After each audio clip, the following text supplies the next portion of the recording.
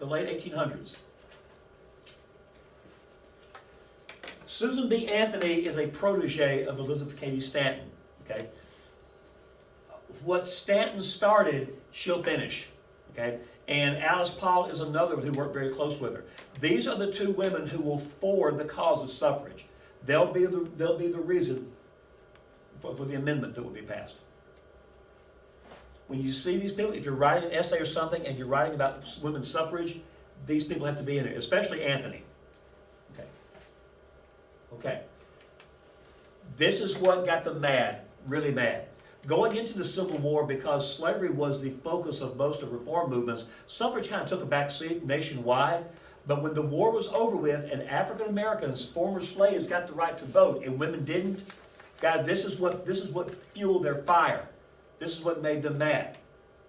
Most of them fully realized why African Americans were getting the vote. You guys know why. Guys, the 15th Amendment was a radical Republican amendment. Okay? Why did radical Republicans want former slaves to get the vote? Voters. Yeah. Guys, there's 4 million of them in the South. That's the whole reason radical Reconstruction was gained that way, to get that voter block. Women knew this.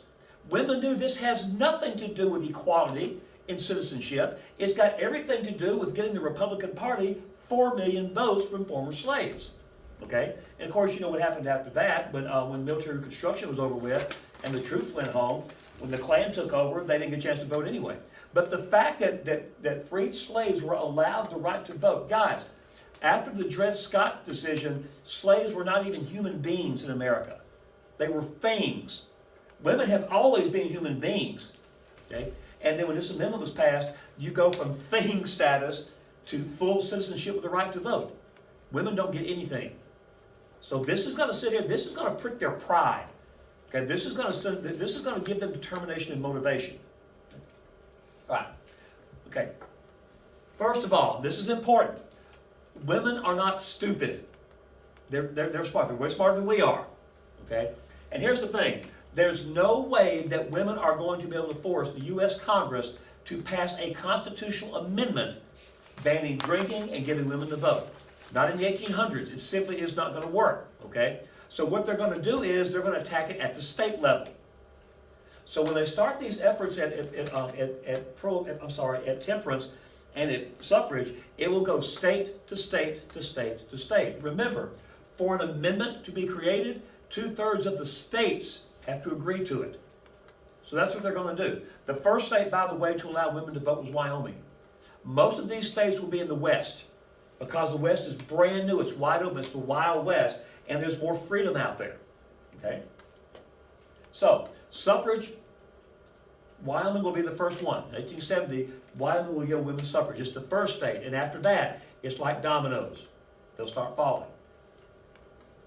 By the time 1920 rolled around, enough states had allowed women to vote that there were 2/3 majority to form an amendment. That's why it was passed. Temperance, I'm not sure we talked about Carrie Nation very much. She's not really that important of a person. But I think I told you about her. She was that little old lady that went around and smashed up the saloons with her hatchet. Okay, that's Carrie Nation. If you ever see, I need to get a picture of her. She looked like the stereotypical grandmother. I mean, she was like about 4 feet tall. And she looked like everybody's little grandmother. And she was sweet and innocent looking. And never in a million years would you see any type of anger in her. But if she rode into your town, she was famous for carrying a hatchet with her. She'd walk into the saloon and start chopping up everything in sight. The bar, the bottles, the tables, and everything. And nobody would stop her. Nobody would go over and dare put their hands on this 80-something-year-old woman who's raising holy hell in your saloon and things like this. She became a holy terror. And the reason is nobody had the guts to try to stop her. That's that really weird chivalry thing still going on. The temperance organization was called Anti-Saloon League. She was a hoot. I'm waiting for a movie to come out about her. Okay, everybody good? All right. Whoops. Is everybody good on this? Okay, all right. 1900s. Okay. In 1916, the push for suffrage is increasing and increasing. Remember, guys, this is during the Progressive era. This is before we go to World War I. Okay? So during the Progressive era, because you have this middle-class reform movement called the Progressive movement, women are pressing and pressing and pressing and pressing for the right to vote. Okay? Everything is in their favor. On a statewide basis, women are getting the right to vote. The only thing they don't have is presidential support. Because in 1912, Woodrow Wilson gets elected, and Woodrow Wilson does not support women's suffrage. Okay? So to try to push their agenda forward, they will form the National Women's Party. This will be the first political party specifically for women. It's unusual. They're forming a party, but they don't have the right to vote. If you remember in the reading I gave you, in front of the White House, you had those women that were protesting. They were protesting the fact that Woodrow Wilson would not support them. And he was a progressive president. Okay? 1920, they get their wish. Woodrow Wilson is about to leave the White House. He's about half dead from that stroke anyway, so he's not going to be a barrier. So finally, enough states are allowing women to vote in themselves. They have the two-thirds majority, and the 19th Amendment will give women the right to vote. Guys, the right to vote is more than just a political victory. Guys, what happened to women in the 1920s? Think about it. The 1920s were the decade of the woman. They were free. They were liberated. Okay? They flapped. All this 1920 stuff, they went absolutely nuts. And the reason is because women felt like finally we're free. We're equal. And the reason is because we got the vote. So this is a very socially liberating thing, just as much as it is politically. One example of this is, guys, in the 1920s, women are going to start exploring their sexuality, something that was absolutely forbidden before. It's really weird. In American history, going up to about the 1920s, women were the Republican mother, okay? But there is no, this is going to sound strange, there is no real sexual history of women in America, okay? I mean, regarding who they are besides being the Republican mother, okay? In the 1920s, women discover their sexuality. Okay? One reason is a lot of these soldiers had been over in France. France has never forgotten its sexuality. And a lot of stuff, they brought that stuff home with them. So women come back here, young women who are buying into this thing where we cannot go to another world war, destroy life, so we're going to live it up. So women go completely and totally free. Guys, the 1920s would not have roared if women weren't flapping. That's the bottom line. F. Scott Fitzgerald would never have had a good time, okay, in Great Gatsby if Zelda wasn't with him. Okay? So again, it's important to understand that the 1920s, even though it was socially liberating, morality started getting like this and everything, the thing important about this is this. This is because of women. Women have a major effect on American society. Okay? You gotta love flappers. You gotta love these people. Guys, they are every bit as much of pioneers as Elizabeth Cady Stanton, Susan B. Anthony. Okay? These are women, and guys, sometimes in a revolutionary movement, you got to have this. You got to have people to say the hell with it. Okay? I'm going to turn my back on convention. I'm going to turn my back on the status quo. And I'm going to be free and liberated. I've got the vote now. Okay? I'm young. So let's have a good time. The country's prosperous. So let's all have a good time. Behave yourself. Ha! Okay? Okay, here we go. Let's give it that teacher look. Yeah. All right. So anyway, the 1920s women is very liberating. If you're writing an essay about the evolution of women, don't leave out the 1920s. Don't leave out the flappers. Guys, giving the right to vote made them politically equal. But they weren't socially equal because women did not smoke cigarettes. Women did not show their knees. Women did not have anything that wasn't choking their collars up here. Okay? Women definitely did not drink alcohol until then. And when they got there, this whole movement was liberating because it's almost like if you tell someone you can't do it, they're going to turn around and do it. Okay? They're just like every freshman that ever lived. Okay? So that's why this is so liberating. All of these restraints that have been put on women, social restraints, okay, were gone now. It was socially acceptable to be a woman and go out and have fun. Okay, in the past it wasn't. Now, listen carefully. Contrast that to what happened in the 1950s. In the 1950s, it's just the opposite. If you're a woman that wants to act this way in the 1950s, then you're a communist. Okay? So again, what you're looking at is like a big bellows here. Women's history will expand in the 1920s. Okay? All this liberty, all this freedom, all this fun they're having, okay? But in the 1950s, it'll draw them back in, okay? And women will once again try to start coming out of it. That's going to lead to the women's movement in the 1960s, which we're going to start talking about tomorrow and next week, okay? And in large part, it's still going on. Okay. Rosie the Riveter, try to draw, if you can, try to draw a comparison between Rosie and the Lowell girls. They did the same thing. They went into factories and did men's work, okay? And a lot of people thought it was a joke at first, but then Rosie started riveting ships and planes and tanks, and we started winning the war. And we started winning the war with weapons and equipment that women built, okay? So there is a parallel here. Those type of things like that are important to do when you're writing essays. That Rosie was pretty much the 20th century version of the Lowell girls. And it wasn't an issue of being cheap labor with Rosie the Riveter. It was the issue of taking men's positions while they fought the war. Okay? They knew they would go back to the household after the war.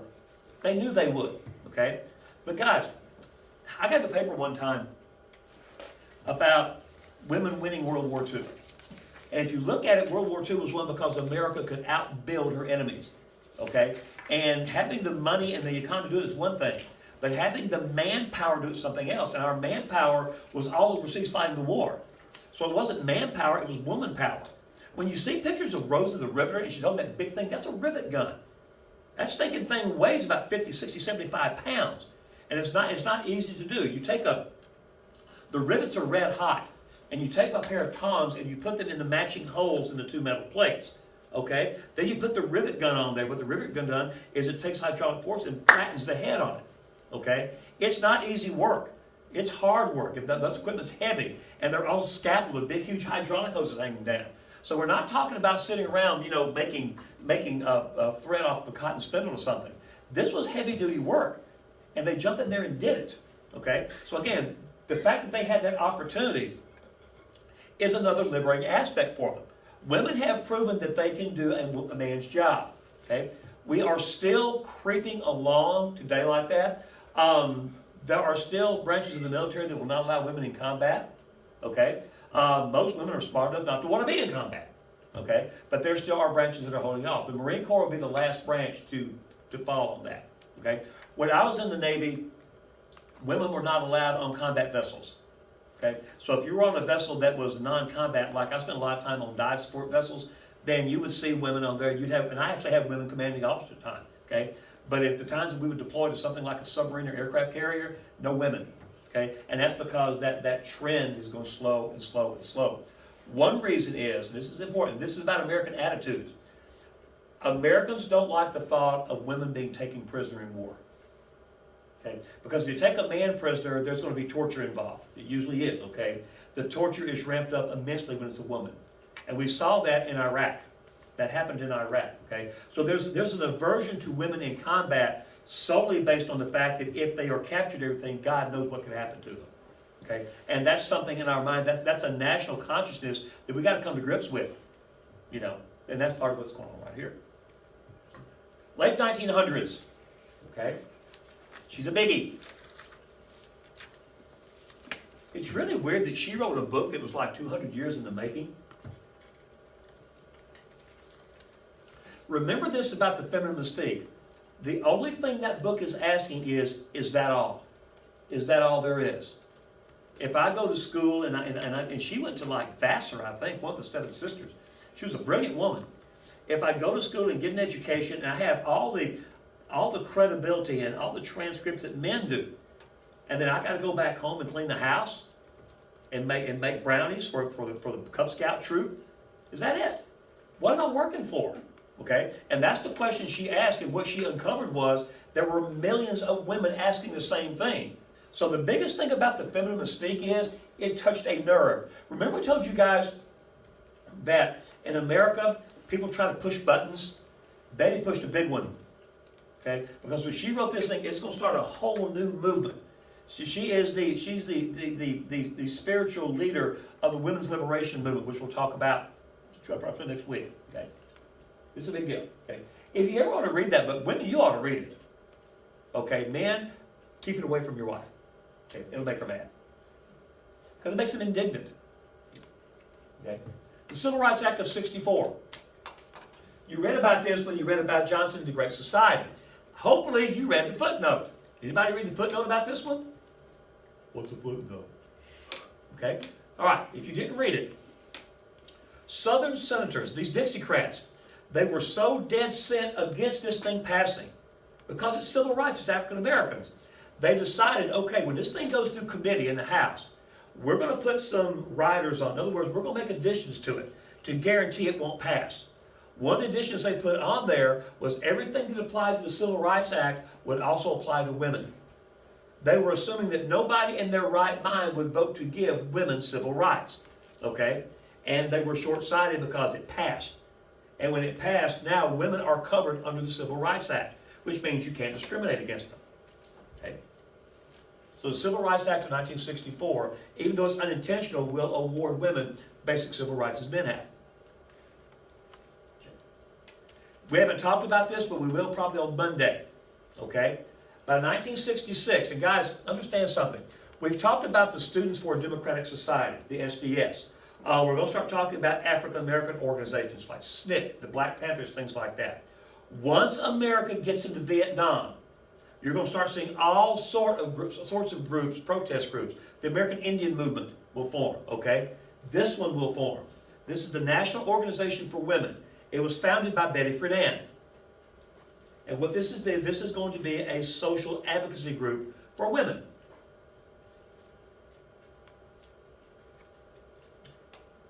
Of course, we're going to talk about them in class probably this week, so we'll leave it for a second. And this is the last one about women, okay? The primary goal of the National Organization for Women, okay, was to get the Equal Rights Amendment passed. The Equal Rights Amendment was an attempt to make any type of sexual discrimination, okay, a constitutionally protected right. In other words, if you're a woman, no one can discriminate against you because it's against the Constitution, okay? Guys, it's one thing to be illegal at the state level, federal level, okay? If someone discriminates against you because you're a woman, okay, that's against the law. You may get a fine. But if it is a federal law, if it's a constitutionally protected right and everything, you're going to jail. Okay? So they pressed really hard for the ERA to get passed for years and years and years. Okay? They approached this the same way they approached temperance and suffrage. They went state by state by state. The problem is they didn't get enough states. So the ERA, the Equal Rights Amendment, will never get passed. Okay? You may hear about it in your lifetime. It may come back. Okay? But today, discrimination on the basis of sex is not a constitutionally protected a felony. Okay? It's a state law pretty much. In other words, those laws change from state to state to state to state, and women still want to know how come it can't be a federal law. Okay? Everybody good? Okay. Any questions about this? Basic things to remember about women. Okay? First of all, the struggle for women for equality is different. And the reason is, it's not racial. That's a big deal. It's not racial. It's not ethnic. You're not dealing with people on the basis of what color they are or where they come from. You're dealing with it on a biological basis. And it's a biological basis that was defined in the Bible. And guys, that's a big thing. If you're a woman earlier on and you're trying to fight for your own rights and things, then you're either a witch like Anne Hutchinson, okay, or you're a blasphemer, because in the Bible it says that Eve was pulled from a rib of Adam and things like this. That's one reason why the Second Great Awakening was a big deal. It was a religious awakening and opened the doors for women to participate within the context of religion. It made it all right. Okay? So always remember that when you're writing about women. Okay? They're different because your gender is not a social construct. Okay? If you're a woman because you're born that way. It's not something that said, well, that's a person over there. Looks like a woman to me. I hate her. Okay? It's not that kind of thing. Because if you're a male or a female, that's who you are. Okay? So the discrimination against women was based on gender. Something that women couldn't help. Okay? And that's why it's been so long and tough. And always remember this. That basic aversion to allowing women to have equal rights is biblical in nature. And this is a Christian nation, which means you're fighting 3 or 4 barriers there to try to make any headway. That's why it's been so hard. That's why it's been so tough for women. Okay, is everybody good so far? Okay? All right, we're going to start on this one next.